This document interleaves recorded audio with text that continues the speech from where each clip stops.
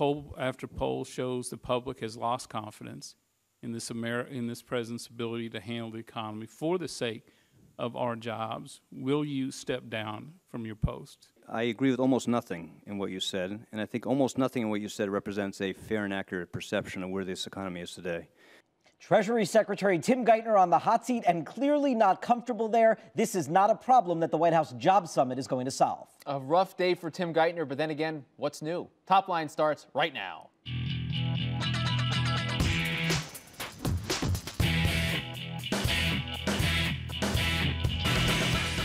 Hello and welcome to ABCNews.com's Top Line. I'm David Chalian. And I'm Rick Klein. Each weekday, we're bringing you the very latest political headlines, reporting, insight, analysis, everything you need and want to know about politics. And keep the conversation going all day long via Twitter. It's twitter.com/thenote. Let us know what you think. What is your top line on this Friday, sir?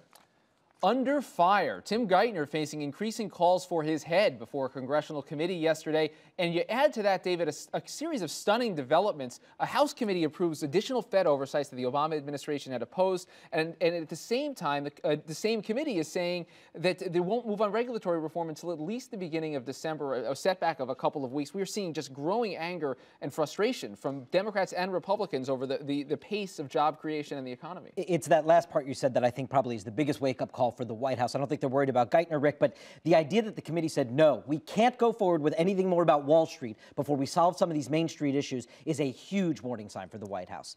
Rudy's ruminations. Rudy Giuliani looks like he's not going to consider a bid for New York governor next year, but he is considering a Senate bid, according to sources. This is an unbelievable story that's playing out in the New York papers today, Rick.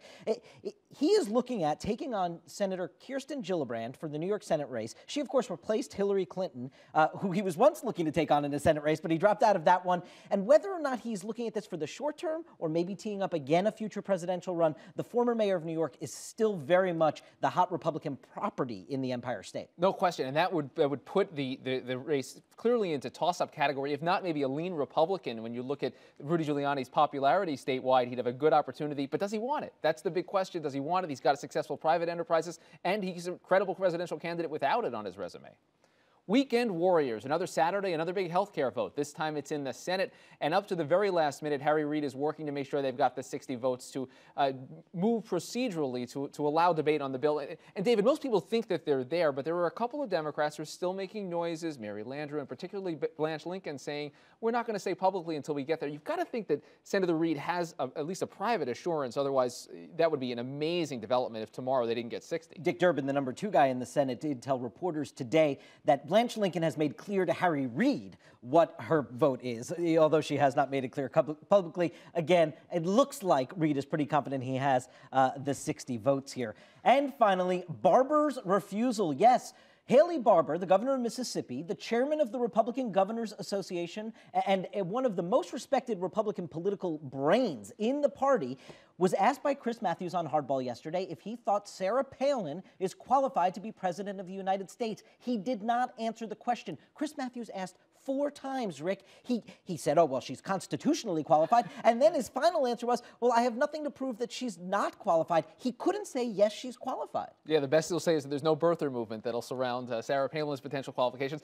This is going to get asked time and time again to anyone who wants to run for national office, anyone who puts himself out there. They got to come up with maybe a little bit of a better answer than Haley Barbour had yesterday. He was clearly unprepared for it. Neutralizing that litmus test will be key for those Republicans in interview after interview.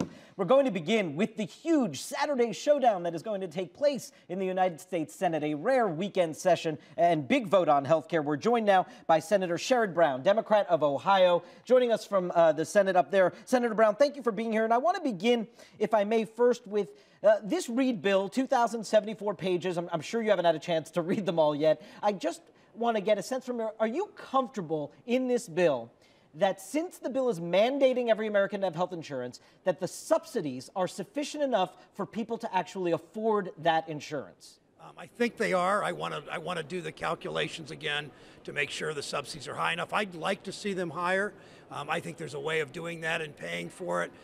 Where would you like to see them at? Well, I don't know. I've got to look at the percentages. Okay. Because they're graduated. Obviously, if you're making $20,000 a year, you need more assistance than if you're making for the premium payment than if you're making $80,000 a year. But even if you're making 60 or 65,000, you're a family of four, you can't afford the insurance by yourself. You need some assistance. And we almost all experts say you can't do health care reform without everybody getting health insurance. So we've got to find a way to do it. As it stands right now, is this something you're prepared to support if there aren't changes along those lines? Yeah, I like the bill very much. I would suggest some changes on some things like biologics. I would suggest on generic biologics. I'd suggest some changes on the way we pay for it. I don't like taxing some of the more expensive plans. I'd rather not do that. But overall, this bill is a very good bill. I think it takes us in exactly the direction we need to go in. I think combining it with the House bill, without the Stupak amendment and some other things, we'll get a good bill. Senator, you were just talking about how you're not the biggest fan of taxing these so-called Cadillac plans, then that perhaps some middle-class voters will get caught up in that kind of tax. This new Reid bill has moved that up, sort of raised the threshold there, $8,500 for individuals, $23,000, I believe, for families. Isn't that still going to capture some middle class? Is there any way you think that could get changed in the amendment process? Well, absolutely that can change. I mean, there's other ways of doing it. The House funded pretty much that whole block of money coming from surtax on people making $500,000, $1 million and up a year. So I would prefer that by far over taxing sort of middle class, sort of the upper end of middle class health care plans. That's the way we ought to do it, but let's see what happens on the Senate floor. Senator, I'm sure you've seen over the last day or so some frustration with Treasury Secretary Geithner, particularly over on the House side. Wondering from your perspective, are you comfortable and behind Secretary Geithner's continued leadership at Treasury? I was with Secretary Geithner earlier this week on a small business panel. I like some of the things he's doing. I think we need to keep the pressure on the Treasury Department to use TARP money to loan to manufacturing firms, sort of the auto supply chain, for instance, the largest industry in the country, to get credit into smaller companies, especially manufacturing companies. We need to look, everything needs to be about job creation, and we need more focus on Treasury, on how we're going to build manufacturing, especially because those are jobs with a real ripple effect, with a real multiplier effect. They're the ticket to the middle class for so many Americans, and we've lost too many manufacturing jobs during the Bush years. We've got to make up for that in the years ahead. And you're comfortable that Secretary Geithner can lead that charge? I think Secretary Geithner's listening better than he might have been earlier in the year, and I'm hopeful there. I think we continue to put pressure on Treasury. Does he have your confidence for staying in that position? He's got my confidence, but I want to see more out of him, and I want to see that directly aimed at how do we help the middle class, how do we create jobs, how do we build manufacturing in our country. I don't think he's quite there yet. I know the White House is pushing in that direction overall. I've met with several top White House people from Larry Summers on, and Ron Bloom is terrific in what he wants to do in manufacturing, and we're going to get there. Excellent. Senator Sherrod Brown, Democrat of Ohio, thank you very much for being here today. Thanks. Sounds like there's some fun going on in the rotunda. I know, some holiday music. We love it.